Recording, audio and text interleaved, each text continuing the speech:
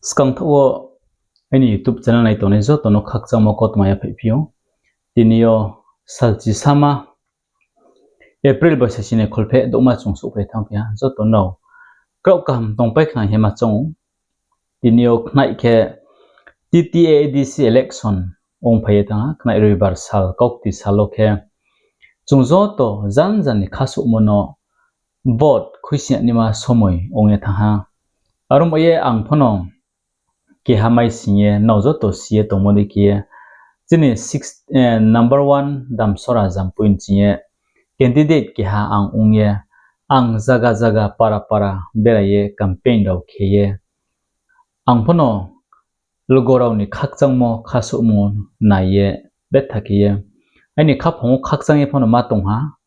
tini election le paitho chemtho are himpho ang ke ha bodimani lamawo pho keha degree mai gbom di kyang sak kyama toma snungmok ta ain khapho maiye lugorau ni khaphang no phang mchi ha bukti dimam ro la ang no khaso phi lugorau le tma jama so samuno ye tong abodima ang phono siye bujumai ha abdi khye khna ok election bot khisini ne jo thau somoni ong tha ang jo tono aini khaphang ni kotma kok sa imchumule bose ang je thing para constituency boyo thangye no bere peme ya onge tha are info ang khakchang mo maiye joto ni nangkhru mo phono mai ha rang khopui chadi khe nangkhru mo kaudi khe nangkhru mo phaini khe nangkhru mo onge no aini khaphang pho khakchang mo pura ki no ma tong ha ang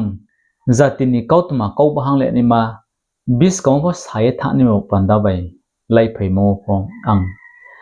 experience mene panda pho mai ma pho betake khakchen phono ma tongha abdike ang samchu mole bose no zo to khe phain thing khruye prathana ki khruye aini bok pandawo nang khunai raw zo to no khakchamo ko ma saw arin pho am khabai sunga ke muha samchu mole chini bru jati de thin jaga tongne raw khano mache manuya rang khopui cha kumam nei so ombo ye taoni chini tripura ni political system hinge tomo khe bale tini rang bai khiye bro no riye khakchang riye bodla nima aboja ma se bet thake chinthio boilemo hinglemo thanglemo ongye tongbo o tinio ang sau kya khe bo aini sao mo ha rangkhopui cha no ain thio a sa nei krui bai tini zo to bai mcha mi ong singkhe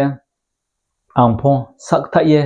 jrom suye jatin samuno tausi sa de kam khe tangmai ku no ya umar nang khie hi chongmo ang khe bo chongmo arin pho bang ada bro noi pisna bang mo sing phoi meu ada bro phoi meu khe balle tini ang abo aini chongmo no juda khe bro khe mchiye ain chiyo pho rang khawdui puicha dui khiye ada bro khe bang ma na ye ongye thangmoro no nuye ang sasau pho na chongkhle ma tha ha ang bo bro ni kha chongmo no bo pura khimini ongba o aini khnayo sachingni mau bot khusi maule aini khawle jobori nangkhunai phu maini na do phono ang mukham siyo ma chongye tha ha ang chongmole tinio ang tao se rangkhodui puicha dei khe beino ya phai rimai ya ongphi tonong pho khnang phu ang kapai thang phu aini samung tangmo bai ang hingthang mo bai khe browni khaphango khakchangmo mungrja ha ser phime ya pho mungrja hawo baule role browni khaphango khakchangmo pura de khemino himas aini nai sumong ye tomo arin pho aboro so neyo ang sumai thokema toyang mo khe tawo ya phangchiyo se tini rangkhodi puicha dui khiye samha jotoni nangmono pura kheni nangsoe thamoni mo aini ya okhano abo kha krui ki ongya tongbo am khalenge tinio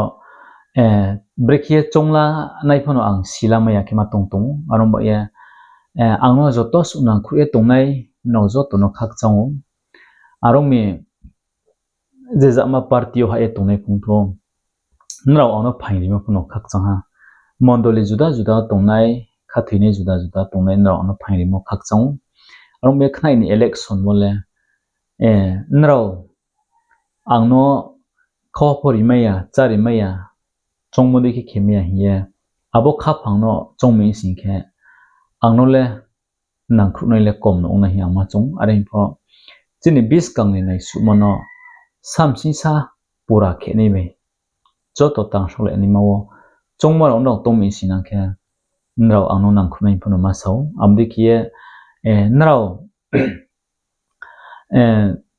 pai ri ye ang pai ye thang mi ong sinang khe bale je ang pai ye ang no bot sunai ro le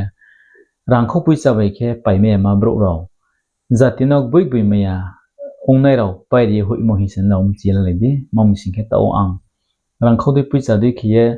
khawa phori khlai me ya khe ong ye tong ang kha su kri khe ma tong abo ang ri khlai me ya ong mono chong ye ang sa so phono ang no le nang khru nai bang ne na do phono chong ye ma tong chini tripura wa chung ju ju hing sai phai mo election ni bis kaung sing khe candidate don thiyo rang sain sain ye chung sam hala la yo cha la yo nung la yo aboma ang phono abodi khe riya ni ma no ain thi pho hawang le ong lo ngo arin pho tain sa thamu de ain thiyo kaya bai chu ya ong nin ba o ang kha phango tong pho ya o su me ya ke ong rong nan ye ang sau kya pho kha phang bai ye ma tong arum ba ye kaukri arin pho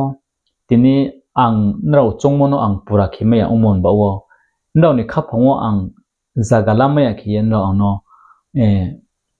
nang khru ma ya ong ye thang ong nang pho ang aini bruza tini ba o ang ham ya mo ang ya phango bre kerai se samung tang ye phai abole bis kang ho par ha ang phlau ye tang ye thangni chongnai arum ba ye tinyo nang thomole election bis kang wo rang kho pui cha sai le ye batai le ye thamuma abole chini himuma kam le ong ne na do ta krong phono ma chong arum ba ye rang kho pui cha le je pung tu samung no se chung bis kang kam khe tang le anim sing khe chung zo to phain thing le ye samung no se tang chung le na tinyo bang ma sing chini skang wo chini mchoi so om chu so wo lai thanai ra wo pho je hogra kam political mla emmbc kai thanai ra chini constituency naimo kam khe na ya ong ye thamuro le election ni somoyo bro rang bet thabe thake makhui ma o election paye pho bro chini constituency ni logo projarong no chongmodi khe chi sia ong tham dong phinang bro ni kha phong gi sa tham o bro election paye pho che ya ong tham de ong nang ha pho so tin ma chong ye tham so arong bai ang stung mok ta bet thake ai kha phong stung an mak tak ta pho no mai ha amri ke ta pho chini ada candidate song paro pho okhane rang bai le pai ye thabi thak ong pai ton ra pho no bang ha ye khupor mai yo arung ba ye tinyo chung tui thinai ka ham sai ko thiu le rang no osol ya mani samung no na ye chung bis kang o song sai le ke se chini parao khokchimo jatiyo khokchimo samule soprung khele minai are aman le tinyo bodoi mangso ke chung hingla ye tong sing ke chini khokchimo le sung sung bor ke ong ye ba ke chung le jati mung khmui khau ye jati manang paramanang bujukri ke ong ye than maro se chin hingle phai ye thana hiya bo the ni sam chum so arong bo ek yo joto kaham ke bot reliment pandawo joton sa kawo no joton sa kawo chin joton sa kawo chungjan jan khathei to mo isor nong sa ga tong khu tho gyan kaham bai chongmong kaham bai kiye chini bislayo tui thinai se kho thiyo joton sa kawo isor bo tong khu thong ye bosu sano ang joton khakcham ko ma sau khakcha